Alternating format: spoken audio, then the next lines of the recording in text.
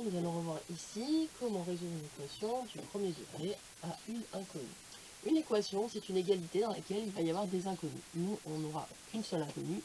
Ces inconnus sont remplacés par des lettres, et donc ici, notre inconnu est remplacé par la lettre x. Quand on veut résoudre une équation, cela signifie qu'on veut trouver toutes les valeurs de notre inconnu pour que notre égalité soit vraie. Donc notre objectif, c'est d'arriver à x égale et un nombre. Pour cela, il y a un certain nombre de règles que nous allons appliquer sur les opérations et les égalités qui nous disent que je peux ajouter ou soustraire le même nombre sur chaque membre de mon égalité et que je peux aussi multiplier et diviser chaque membre de mon égalité par le même nombre différent de 0. Il va y avoir une petite étape intermédiaire avant d'arriver à x égale. En fait, je vais essayer d'arriver à un nombre fois x égale. Puisque une fois que je suis arrivé à ça, j'ai plus qu'à diviser par a, si a est différent de 0, bien entendu, j'ai plus qu'à diviser par a, et ça va me donner un x. Donc mon objectif premier est d'arriver à un nombre fois x. Donc si je regarde mon égalité, ici, je vois que j'ai 4x, donc j'aurai bien un nombre fois x, mais j'ai moins 7. Et le moins 7, eh bien, je voudrais qu'il ne soit pas ici, puisque je veux juste le 4x. Je voudrais garder juste le 4x. Donc ici, ma première étape, ça serait d'arriver à 4x égale. Alors comment je vais faire?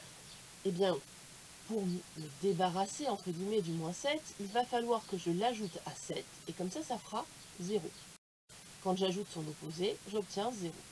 Mais si j'ajoute 7 sur le membre de gauche de mon égalité, pour conserver cette égalité équivalente à celle qui est au-dessus, il va falloir que j'ajoute 7 aussi à droite de mon égalité.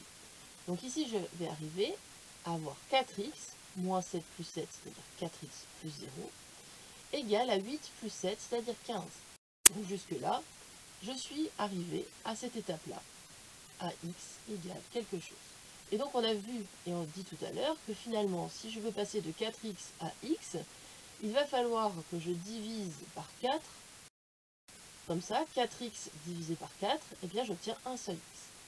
Par contre, si je veux que mon égalité soit toujours équivalente à celle qui est au-dessus, donc à ma première égalité, il va falloir aussi que je divise par 4 le membre de droite. Donc je vais arriver à 15 quarts. Donc x est égal à 15 quarts.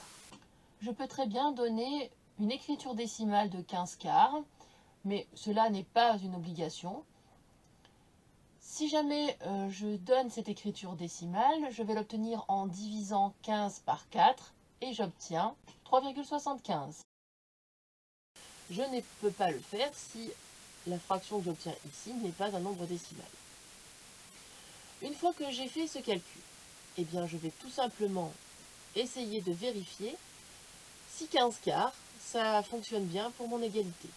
Donc je vais remplacer mon inconnu x par 15 quarts. 4 fois 15 quarts, après simplification, ça fait plus que 15. Moins 7, donc 15 moins 7, ça fait 8.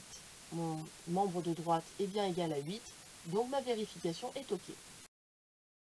Une fois que je suis sûr de mon résultat, je vais pouvoir répondre à la question en donnant toutes les solutions de mon équation. Ici, il y en a une seule et c'est 15 quarts. Merci d'avoir écouté.